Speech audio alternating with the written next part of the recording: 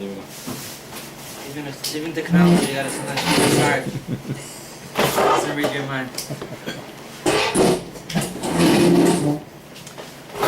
Good evening, everyone. Welcome to the Tanya class. We are studying today with God's help, chapter 13. It's a lucky number. 13. Our mitzvah. Huh? There's a word. Yeah, trichodecaphobia is people that are afraid of anything to do with the number 13 or 13. Yeah, it's interesting. Yeah, but we like number 13. Yeah. Zay Bro came. That's right. It's always opposite. So what we've been learning up till now is the concept of the Benoni. The Benoni is someone who is not a tzaddik, but he's neither a rasha. A tzaddik is someone who obviously not only does everything he should be doing, everything he's required to by God, not only does he act that way, he also feels that way. He has no desire whatsoever to do anything wrong, and he has every desire in the world to do what's right. On the other end of the spectrum, we have what's called a rasha, someone who's evil, or he's not good, someone who doesn't do what he's supposed to do. He listens to his animal soul. He's more selfish-minded. He does whatever feels good, whatever is gratifying to him at the moment, not what he should be doing. He doesn't always listen to his godly soul. And both of these people it's black and white. The tzaddik is completely good, behaves good, and he wants good, and the evil person he wants the wrong things, and he acts on the wrong things. He does what he wants. Not the whole time.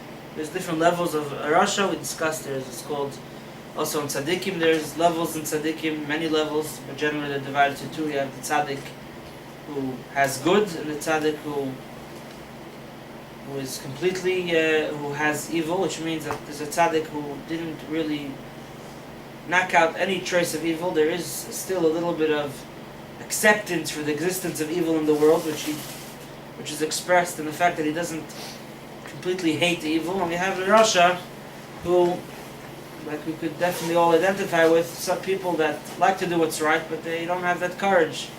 They lose that power to always make the right decisions in life. So, like the sages say, Chazal said that Rishoyim are full of regrets.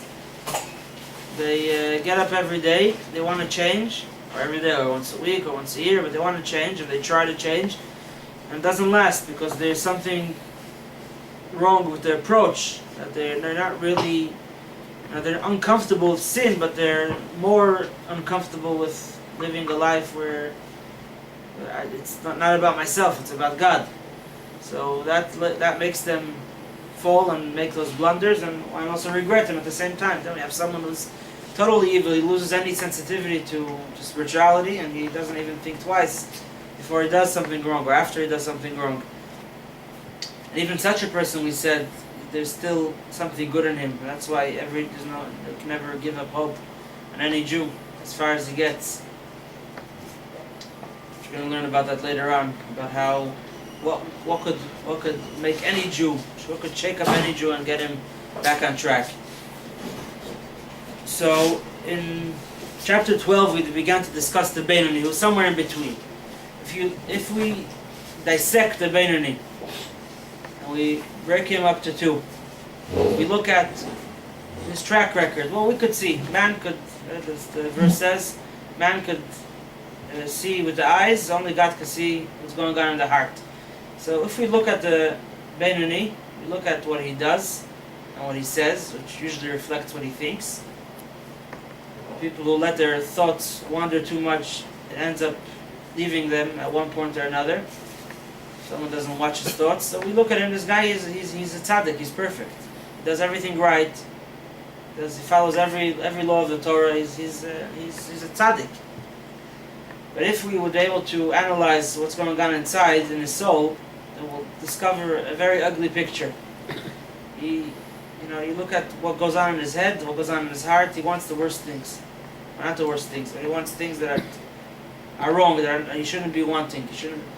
And that's the situation of the Benoni.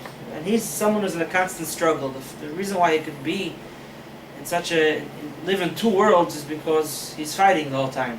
Someone cannot live in these two worlds without a struggle, because the deeds are very much affected by the wants and by the desires, by the soul, wherever the soul is holding. And if a person is not really on guard, and we learned about a very important natural tool that a person has to utilize to serve Hashem, which is called Mayach Shalit Alalev. The brain controls the heart. People use it now, not only when it comes to serving God, people use it also to serve themselves. Someone who wants to be healthy. So or someone wants to go to the bar at the end of the day to take a drink, so he knows he has to work. So he wants to drink, that's what he really wants, but he knows that his brain tells him, listen, if you want to have a good time in the weekend, you got to work all week. And many people, all people, most of the time, some people all of the time, control themselves, self-control.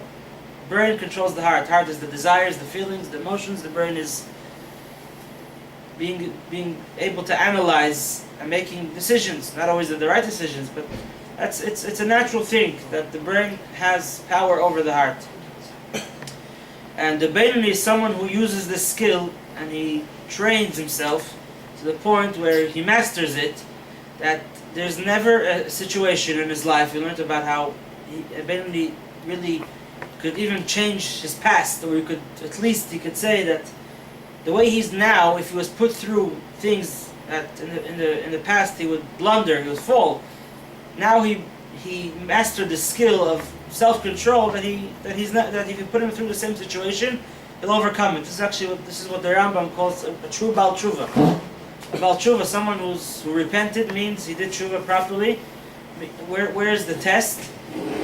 We're not supposed to give ourselves these tests, but when could you tell if a person was in the same situation with the same energy and with the same exact test that a while ago he wouldn't be able to handle, he would do that wrong thing. Now he's in control. That means that something in him changed. He's not the same person as before. Baal Tshuva doesn't mean a tzaddik, at least on a lower level of tshuva. Baal Tshuva means someone who definitely has temptations, and previously he wasn't able to overcome them, now he could overcome them. And that's what the Alter Rebbe says, that the Beinoni is someone who never sinned in his life. So that means anyone ever sinned can't become a Beinoni. No, it means that the way he's now in his present situation it's as if he never sinned, because if you take him now and replay all those scenes in his past life where he fell, he wouldn't fall, because now he mastered the special skill of Mayach Shatal, of the brain controls the heart, self-control. Is that okay? Sure. Comment? So up to now we're talking about someone like a Russian would say, well, he just does whatever he wants, and the person who's the tzaddik or someone who's doing the right thing, and he's doing the right thing. It makes it sound like that doing the right thing is not what you want, but which is not really the case. I mean The truth is the tzaddik and the Rasha are both doing whatever they want. Exactly, everyone does what they want. The tzaddik just wants the right things, and the Rasha wants sometimes not the right things. And also so that one thing, and also the idea that it makes it also sound like the way of Kedusha and Torah, that it's not pleasurable or full of satisfaction. But in fact, we see that generally it's much more fulfilling, much more satisfactory, and you sort of, so to speak, get what you want, so to speak, more in Derech HaYashar, in Kedusha, and the thing, and where the other side is just a big trick. It even hurts you. It even is more painful. So that's a meditation that you should be doing, and that's a way to help you make the right decisions. But there's definitely a lot to enjoy. And a tzaddik reaches a point that's what he enjoys. He doesn't enjoy the other things. This is what he enjoys. Mm-hmm. A Beinoni has to tell this to himself. Maybe. If you like ice cream, you don't have to convince yourself. You don't have to read an article. Or watch a commercial that's going to get you into the mood of that beer or that ice cream, because it already became part of you. A tzaddik put that in his system. He doesn't need to convince himself. A Beinoni needs all those arguments, which are true, and we're going to learn about how a Beinoni could bring himself to a point that he does begin to enjoy, and that's what makes his struggle sweeter. It's bittersweet. It's a struggle, but he finds meaning. He finds fulfillment in this struggle. A lot of times sinning can bring a person to depression. There's a saying, the early Hasidic masters, that more than the sin that the Yetzer Hara wants to get you to do, wants the depression that you get into because of the sin. And that depression is just a vicious cycle. It leads to more sin. When a person is depressed, we're going to learn about that later on in chapter 26, 27. So, I think the Benini, no. The Baal Tshuva changes his way, so he really wants to do the will of God. He's still a Baal Tshuva, but a person's will is not actually his will, because he's doing the will of God. That becomes his will. That replaces. That doesn't necessarily become his will, because let's look at the description of the Baal Tshuva and the Rambam and other in the Gemara, that he's if you put him through the same temptation, he'll overcome it. The tzaddik doesn't have to overcome the temptation. The tzaddik means he has different temptations now. The Ben is someone who still has has that struggle. He definitely wants it, but what he does know is that he could control himself. He doesn't. Right. That's what makes him a different person. Okay. With regard to how much control he could master over his desires, over his temptations. Obviously, we try not to put ourselves into situations where we need to work really hard to control ourselves. So anyone who's dieting knows that the first thing is you keep the cake away. Don't, of course you could not always have that option. Also spiritually, we don't always have the option to keep temptations away. We don't have the option to lock ourselves in a room. We don't have to go out to the street. We have to go out to the world. Whatever the temptation is, whether it's money, whether it's whatever it is, many times you are going to have to deal with it. But you try not to to avoid it as much as possible. But the test, where do you see that you change, is if the situation comes your way again, the same situation, and you can overcome it. So that's pretty much what we learned about the Beinoni. We learned a few examples, whether it's things that are between man and God, things that are between man and his fellow man. If someone hurt you, someone really did something bad to you, a Beinoni, not only does he overcome the temptation if he has the opportunity to take revenge, but he even gives him good. He pays back good for bad, like we learned from Joseph and his brothers. That Joseph really had the opportunity, especially after his father passed away, to pay back for all the suffering his brothers brought upon him, but he overcame it. Not only that, he was offended that they suspected him for that. He cried when they told him, please don't pay us back for what we did. He cried because he was hurt that they suspected him, because he brought himself to that situation. And Yosef was I would say the reason why he cried was because he was a tzaddik. Because he didn't really want to do that. Just Yosef was a tzaddik. Wait, this is the cup situation? What was it? This is after everything, after they sold him. Yeah. Right? And now he's a king of Egypt, and they're all in his favor. He not only did he not take revenge, he also supported them, and he gave them undeserved. He paid them undeserved good. So maybe we won't be able to cry when someone suspects us for wanting to take revenge, but we definitely could not take revenge, and we definitely could act against our instinct of feeling anger towards this person and actually doing good unto him.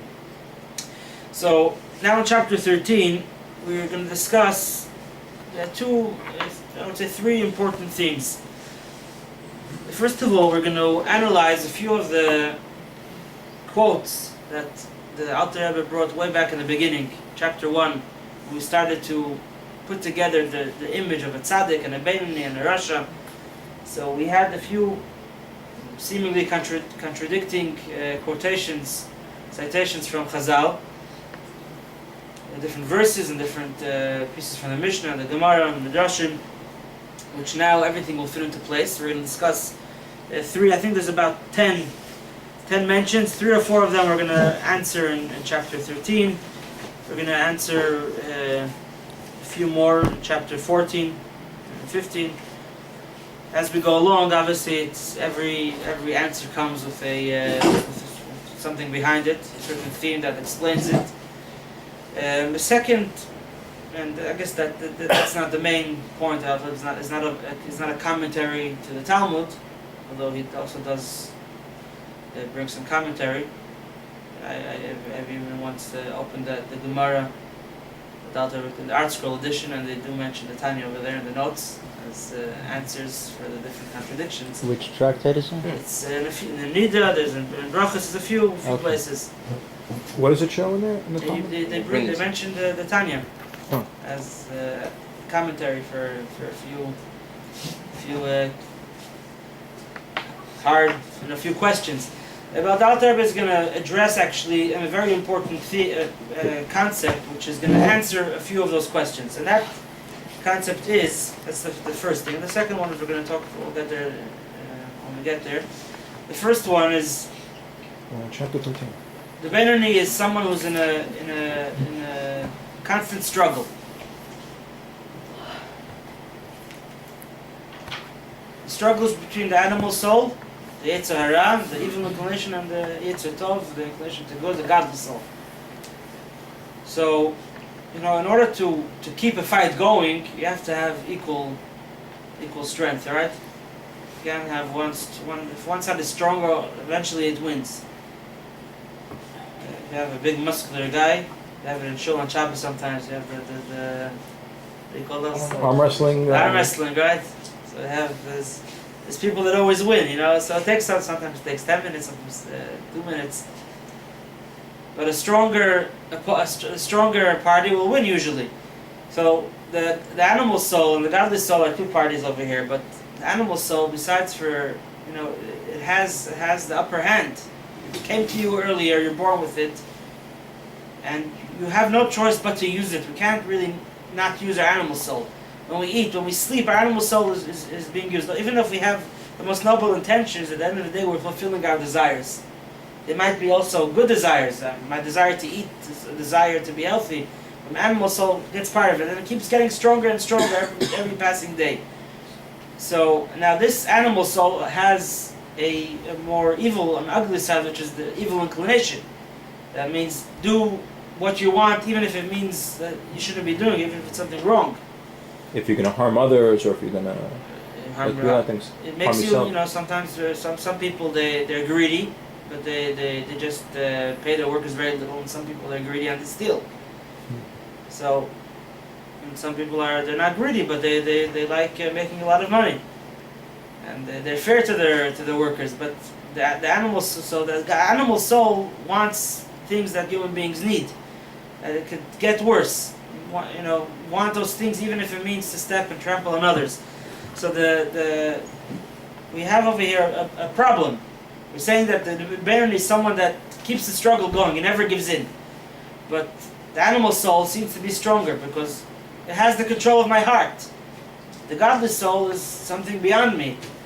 Maybe I feel its messages, but we're talking about. We said before. Look at what the Benoni does, and look what the Benoni wants. So what he wants is quite strong, and now what he does is being addressed by his godly soul. How could he do that? The godly soul doesn't really have. We spoke about two kings. The city is the body. The two kings are the animal soul and the godly soul that are fighting over who controls the body. But the animal soul has an ally, which is my heart. My heart wants. Look, my heart is very is full of a lot of no good. So, how could the godly soul possibly win the animal soul? So here comes the analogy of judges. Remember the Rebbe said that he quoted the Gemara that a tzaddik is judged by the Yetzer Tov, by the good inclination. A Rasha is judged exclusively by the evil inclination, by the Yetzer Hara, and a Benoni is judged by both. Let's take a close look at the word judged. In America we have in every civilized society you have the judicial system and law enforcement. The judge gives a sentence. The police or the correction officers have to enforce it. The Yetzer Hara does not have any enforcement powers on you, and so does the godly soul. You are the one that makes the decision. You have free will. Who are you? You are someone who has to make these decisions. You are a soul, no? you're a kind of soul. According to this You book, are a you're human soul. soul. And a human soul has to make decisions between which of the other souls to follow. So Yeah. you're separate from the other two. In Chassidus, it's called Nefesh HaSichlis, Nefesh HaLekis, Nefesh HaBamis. The third soul, which is the person himself, who decides what goes on with his body. He decides what his hand is going to touch. He decides what his eye will look at. He decides what his ear will hear. That's called the Nefesh HaSichlis. Also, Gentiles have that, and that's why Gentiles have mitzvahs, even though they don't have a godly soul, because not every mitzvah requires a godly soul. There's mitzvahs that require just common sense. A human soul. A human is supposed to behave better than an animal. But I thought you said that both souls fight. Now you're saying that they're not really doing it. They're fighting. They're fighting over control of me. So there's the me over here, and the two Yeah, but you souls said they are don't- giving an opinion. They're like judges in a Over case. Over the Nefesh HaSichlis, I guess. Yeah, Nefesh HaSichlis Fighting over is the one who the argument is over. So why doesn't the Alter Rebbe mention Nefesh HaSichlis? He doesn't talk about Nefesh He HaSichlis. doesn't talk about it because he's not. I guess he doesn't want you to have the impression that it's another soul. It's you. Maybe the Nefesh HaSichlis just, maybe that's indicated by the fact that the Nefesh HaBamis has Chochmah Bina Das, and the Nefesh Elokis has Chochmah Bina Das, and so you have Chochmah Bina Das, and the question is how you implement it, how you use your Chochmah Bina Das, i.e. your Nefesh HaSichlis, how you implement it is going to determine whether you've activated I which think soul. that possibly, but I think just on a He more, doesn't mention on a it, more doesn't simple level, that's because when you start thinking, getting into technicalities. But on a basic level, everyone knows that the Yetzer Hara and the Yetzer Tov are voices in me telling me what to do, and I have to listen to them. I have to hear what they say and decide. So who's that me? That me is also has a name called Nefesh HaSichlis, but that's not turned into another soul. This is me. This is the power of free will. Let's say somebody's feeling guilty about something. Oh, I should have done that, or where's that? Which neshama, whatever you would call it. What is it? Depends what kind of guilt. The Gemara says that if someone, God forbid, does many good deeds in his life, but at the end of his life he regrets, so he loses all that he accomplished. So that's a situation when someone could have been doing a lot of good things throughout his whole life and he loses it all because he regrets. And the same thing works also the other way around, obviously. If a person does teshuvah, he regrets his past deeds, they all get erased. So the good regrets obviously come from the godly soul. Negative regrets come from the animal soul, or from the Yetzer Hara, to be more correct. So the term that's used is judges. And the judges are, and I'm being tried by these two judges. What happens when there's two judges on a case, and they don't come to a unanimous decision? Third judge comes in? That's called a Beinoni. Huh. But the Beinoni does listen to one judge. It's another soul? No, the Beinoni, so the animal soul has the support of me, of my, who I am, which is not always so beautiful. The godly soul has support of Hashem. Chazal say that if not for the divine help, a person would never be able to overcome him. The animal soul, the Yetzer Hara. The Yetzer Hara has the upper hand if you look at things on a very pragmatic perspective. He's been with you since the day you were born. We know it's much easier to sin than to do good, and for obvious reasons. How could people overcome it? There's a special assistance that God gives you. If you decide to make the right decision, God gives you assistance. He gives you that power to overcome it. And that power is not something spooky. It's just courage that Hashem instills within you. If you try, if you start, if you make an effort to make the right decisions, and you pray to God, God please help me, God gives you that courage, that assistance. That you get a special package of assistance from Hashem that just becomes part of you and gives you the power. Although the animal soul is a lot more, knows you much better than the godly soul and knows what you want, it tells you to do things that you really want to do. The godly soul is telling you to do things that you sometimes have no interest in doing. Still, if I use that power, that I have the ability not to act on instinct, and I could think before I do whatever I'm interested in doing, and I could make that decision. I could stop, pause for a moment, in that moment you get that light, that assistance from Hashem. And it's actually a verse in Tehillim, this concept. It says, Ki yamoid limin Evin, God stands at the right hand side of a poor man, L'shiat to redeem him from the judges of his soul. Evin is someone who's poor, he doesn't have any spiritual possessions. He hasn't accomplished much to change his status of what he wants, what he desires. That's why he's poor, and he has two judges over here, and he's torn what to follow. So God stands at the right side of the poor man to give him salvation, to save him from these judges. I don't think it means to save him from the judges, because one of the judges is good, but I guess it means to save him from that battle that he doesn't know who to follow. So God comes and he's the third judge. God is the third judge, and halacha, the decision goes by the majority. The godly soul plus God himself. The animal soul is also a judge, and it also has some extra support, but that doesn't come in the form of another judge. Rather, that's what the animal soul. It's another expression. My desires lead me also to want wrong things. How can something beat God? What do you mean? How can the animal soul beat God? How could it beat God if you don't listen to it? Yeah, but God. You have the ability, in halacha, to have something called zabla. It's an abbreviation for zebar le'echad. Sometimes you have tough cases. People mistrust the judges. And also in civil law, a lot of times the lawyers like to choose the formation of the judges. They feel that this judge will. The judge or the jury they're choosing? They could choose the judges too. I don't know. No, it's the jury. Jury. The jury. Okay. Yeah, so if you decide to listen to your godly soul, then you're inviting the third judge, and he's gonna support. You have a gut feeling that you want to listen to the good judge, but bad judges has equal weight. He has. So if you decide that you want that judge, then you bring in the third judge, which is that energy and that resolve within you to listen to that judge. The impartial judge.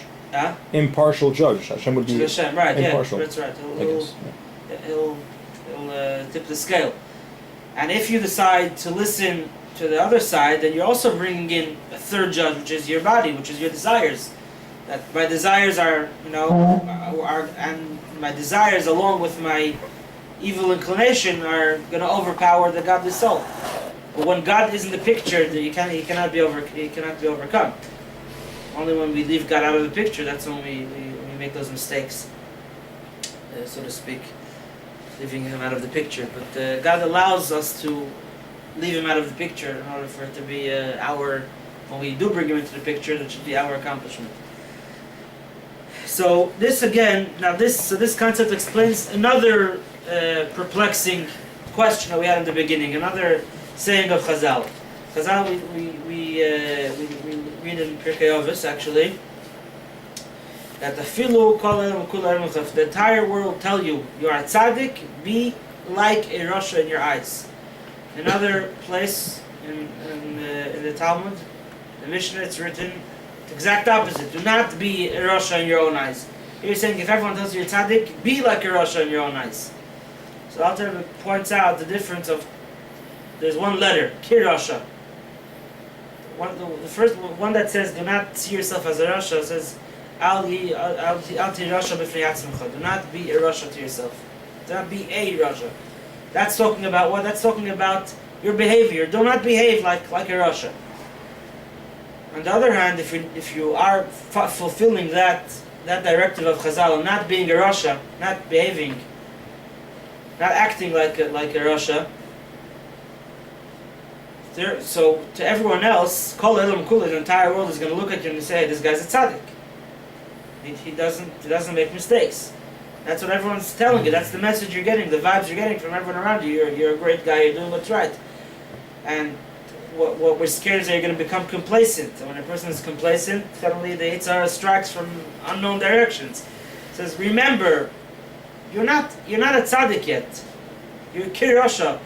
You're behaving like a tzaddik, but remember, look look into yourself. What do you want? What is it? What are your desires? You're far from a tzaddik. You want exactly what a Rasha wants. God gave you that courage to overcome those desires and withstand those temptations. But don't be complacent, because if you're complacent, you're going to lose that status. You're not going to, any army that it's in a battle and suddenly there's a little bit of calm and they become complacent, the enemy can come attack from any direction. You have to always be on guard. So the Bennett doesn't just want one side. The Bennett, he wants both. That's who he has the battle. He wants in also the Tov. Right, but a tzaddik's desires, we're talking about who has exclusive control. Even the good that a Bennett wants, it's not his essence. It's something that he understands. Usually, it's something that he understands to be good. We did learn about that a person could have certain areas in his life where he's a tzaddik, certain issues that he has no temptation to do wrong.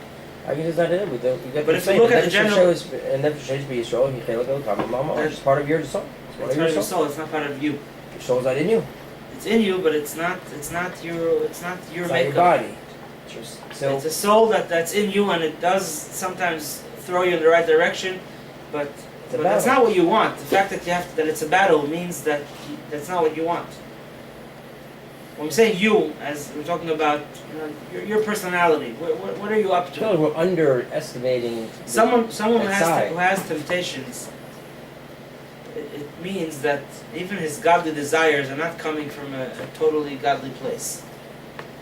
Either they're not so strong, or even if they are strong, there has to be some other ulterior motive behind it. Because if we're going to learn it actually in the next part of the chapter, if you want God, then you want God all the way. If you want God and other things, then there's something wrong with you. It means that you want to enjoy, and in certain areas God gives you a certain fulfillment, a certain pleasure. It's not godly, and that means that something inside of you is really rotten. That there's a lot of that you're really not in the right state of being. And you're like a Rasha, meaning looking at what you want, what you feel, you want exactly what the Rasha wants. The difference is that the Rasha does what he wants, and you exercise self-control, and you're in control of yourself. So don't be complacent, because there's still a lot of bad going on in you. You didn't really destroy the enemy. The enemy is there. He's trying to catch you. He's looking for an opportunity, and complacency is a very useful tool to that evil side. The good desires that you have is your real self, your real sense of being. Every Jew wants to do what's right, but that's something that we don't feel it on a daily basis. I mean, in Kippur we feel it in times usually that's not what we feel. Our day-to-day life, we're more, we're human beings. We have a lot of animalistic desires. Some of us have it easier, some have it harder. There's different types of animals. Some animals are very vicious, some animals are calmer, but it's still an animal. If it's about selfishness, it's still an animal, and it's still dangerous. That's why you have to be on guard. So that's the difference. Ki Rasha. Do not be a Rasha. No way. Of course you're not allowed to be a Rasha. But remember, even if you look like a tzaddik, everyone else sees you as a tzaddik. You see yourself, you judge yourself by your actions, you're a tzaddik. You should know that you're just like a Rasha.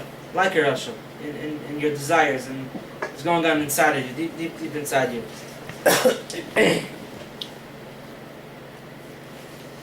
And that's and what gives you control, as we to add to this, the point I mentioned before, that animal soul, we have no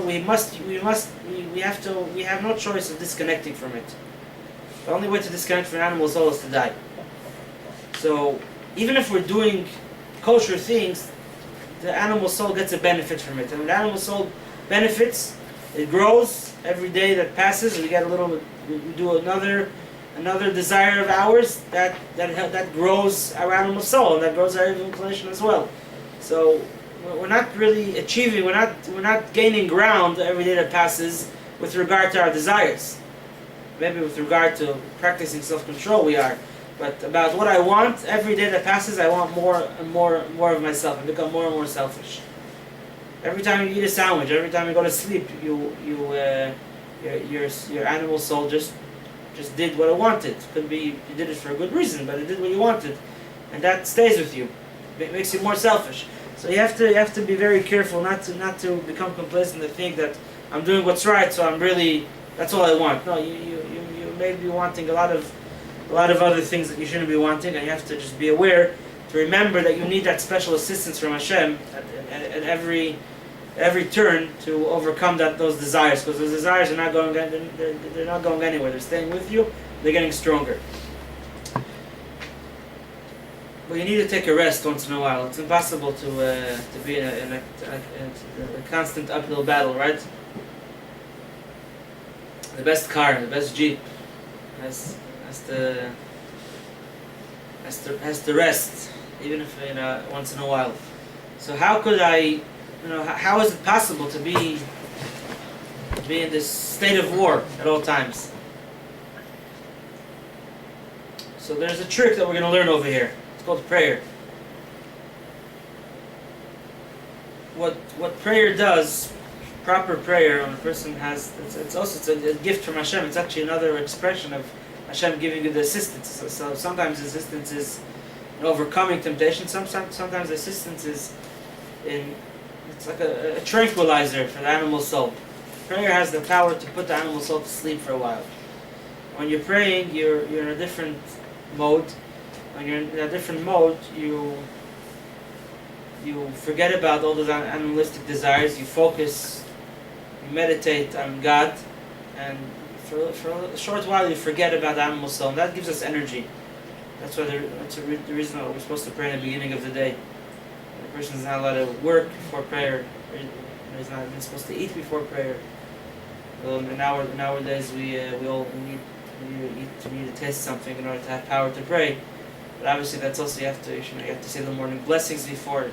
The day has to begin with prayer, because that gives us energy, gives us power. Those moments that we put the animal soul to sleep, put it on the side. That's another reason why it's in the morning. The animal soul didn't have a chance to exercise, to start. It's just waking up. So right when it wakes up, we put it to sleep for a little bit. The time of prayer, and everyone based on his capability has to. Also prayer is also a skill that you have to develop. You have to grow. It requires meditation. It requires a lot of study. But a person can get into that situation, into that mode, and just transcend himself. And for a little while, he puts the animal soul to sleep, and it doesn't bother him. And those few moments a day that he has a private audience with Hashem, give him the energy to last throughout the day and keep fighting till the next day. He'll do it again. So studying Torah has a similar effect. How do you say kavanah? How do you say kavanah in English? It's say intent. Oh, really? But say praying with kavanah is praying with what do you say? Concentration, focus. Right. But it's more than that. The real word of kavanah actually means aim.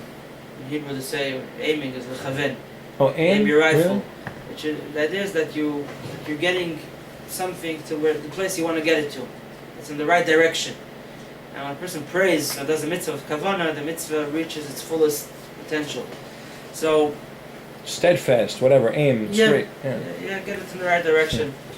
It's kavanah. Interesting.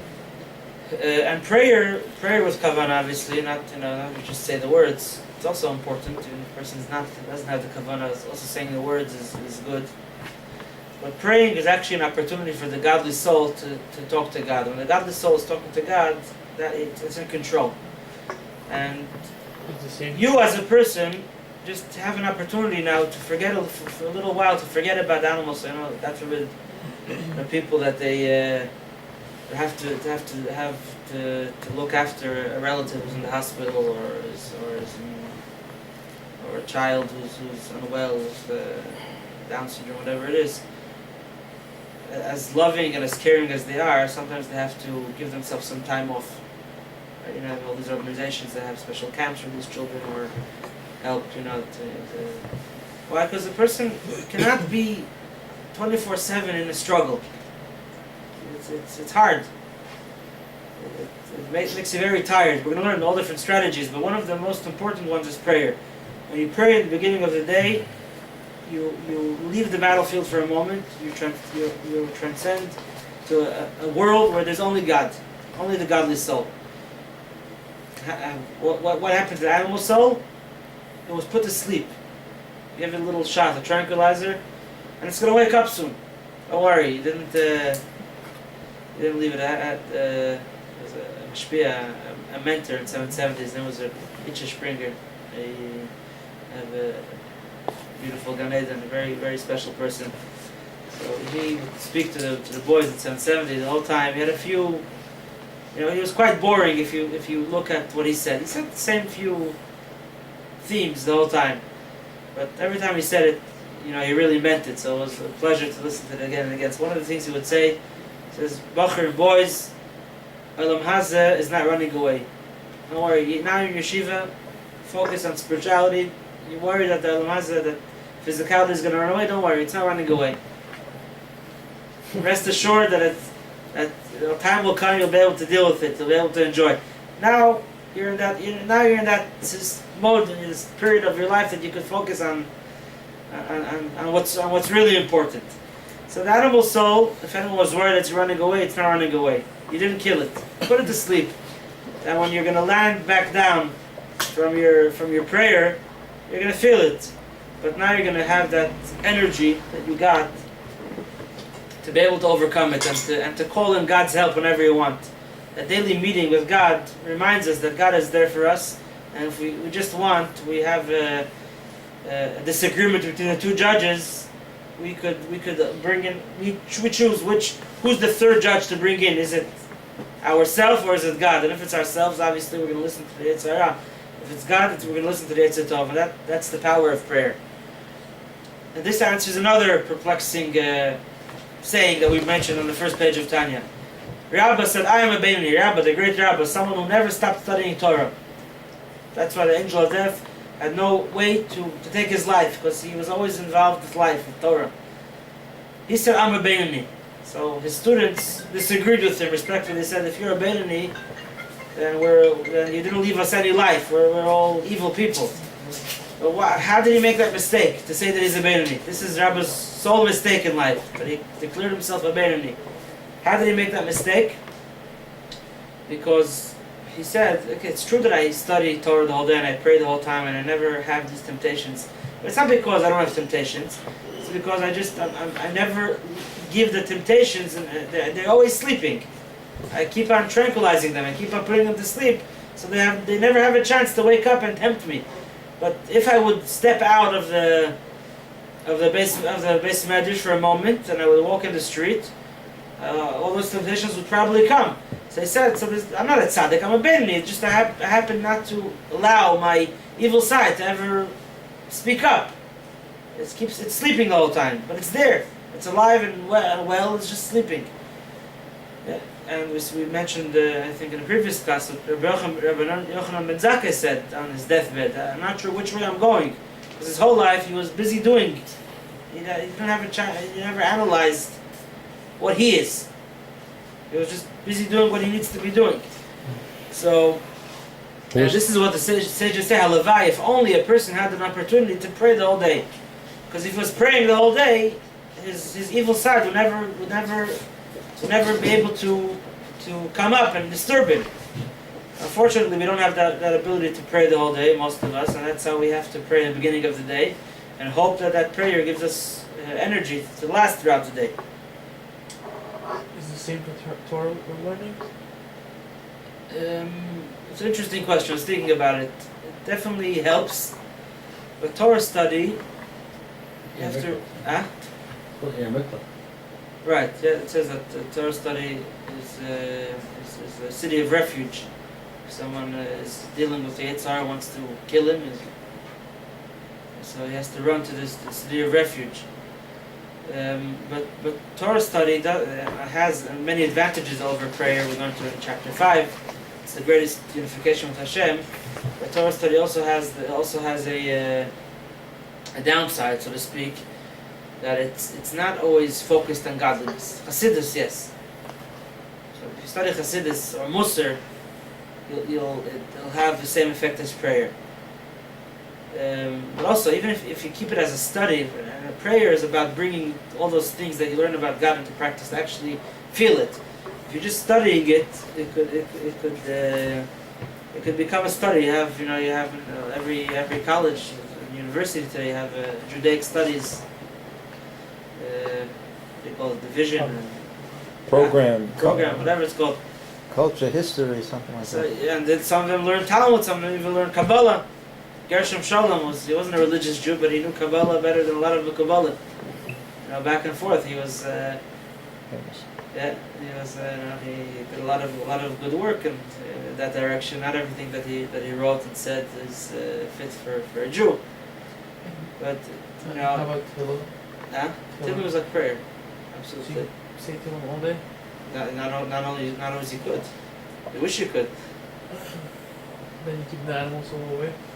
If you say Tefillah all day, and if you say it with the right kavanah, obviously, also prayer. We sometimes in prayer we deal with thoughts that come to us. Where's the animal soul popping in? I'm talking about if you bring yourself to a point where you could really pray, the proper kavanah, with really get into it, then you put it to sleep. And it's also a skill. It doesn't happen the first day, but it's something that you could definitely work up. Not always you're going to feel at the beginning of prayer, but if you pray and pray, and at a certain point during the prayer, you'll feel that. It's an amazing feeling. That you feel really turned on Hashem, on a spiritual high. A Torah study, the problem with Torah study, if you don't have the proper approach to Torah study, is that you could be learning, about the ox that gored a cow, and you could learn the same because there's similar laws in the U.S. code, or Still Hashem's wisdom. it is, and it definitely has a great advantage. But to give you that energy to make you feel close to Hashem, for Torah study, to make you feel close to Hashem, you need to learn a lot of Chassidus also, to keep that balance. That's why it's so important to study Pnimis HaTorah, Chassidus, Musar, Kabbalah, obviously in the right way, because those teach us about the holiness of the Torah. But prayer, no one has to teach you that prayer is holy. Everyone understands that prayer is a holy activity. It's an act of connecting to Hashem. Torah study is you have to teach yourself and be taught that it's an act of connecting to God. Prayer is obvious connecting to God. So in this aspect of giving you energy to putting your nefesh abamis to sleep, that's exclusively with prayer. So now in the final part of chapter 13, the author discusses, I think I'll mention it short and maybe we'll get back to it next week, is the concept of truth. What is truth?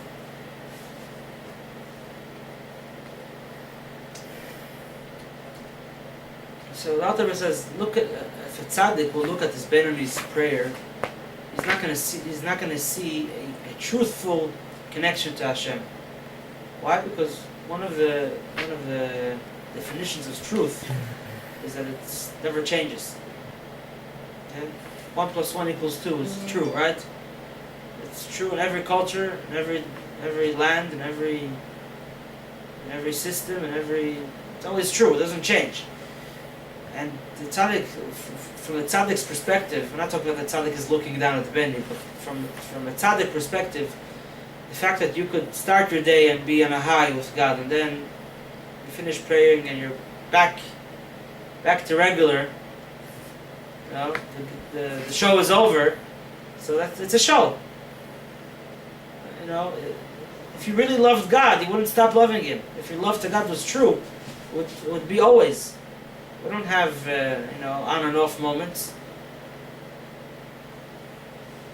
People love their children; they love them the whole day. Sometimes this could cause a problem in shalom bayis if people feel that their spouse loves them sometimes and stops loving them at other times. So that's why the trick used, by the way, the same technique over here. It could be a beinoni in shalom bayis, even if you don't feel love to your spouse at all times, burning love. You have to behave as if you love him or her. Yeah? And you don't have to always be so honest and admit what you're feeling. You have to behave in a loving way, and hopefully that eventually will bring lasting love. But it's not true if it doesn't last. That's what that's a tzaddik is someone who loves God truthfully because he loves God always. The Beinoni is waking up in the morning, he's loving God for an hour or 2 or 3 or sometimes 12, and then sometimes really he lands back into reality. Sometimes he stays in this illusion of not illusion, but he stays in this love to Hashem, which he's not really testing it in reality. So is it real or not? Is it true or not? So from the tzaddik perspective, it's definitely not true. But we have to remember another thing about truth, is that truth is true in every level. Also, not only in every situation, which would make it eternal and always. No matter how low a person is, he has to be able to find the truth. You cannot. So truth is relative. Huh? So truth is relative. That's actually relative. It does use those words. He says. Truth is relative. Where you see it. He says, "Be'emes la'mita shalahem," in their truth. Truth is relative. For the Beinoni, this is true, and although it seems like an oxymoron, truth is relative. The truth is that if truth would not be relative, it wouldn't be truth. Look at the other side of the coin. If this is true, if God is what's true, then He has to be accessible to everyone, not just to tzaddikim, to anyone in any situation. The attribute of truth is the attribute of Yaakov, Jacob, our father, and it's called the Bria Chatichon. In the Mishkan, they had 3 walls and of beams, and there was hole through every beam, and there was these rods that would go through. So there was 3 levels of rods. 2 of them would go along one wall, along the other wall, and the third one along the back wall. The middle rod was one rod that miraculously would bend, and it would get into the whole thing. It was miraculous, and that's truth. Truth has to be able to withstand. Truth cannot be hidden. True truth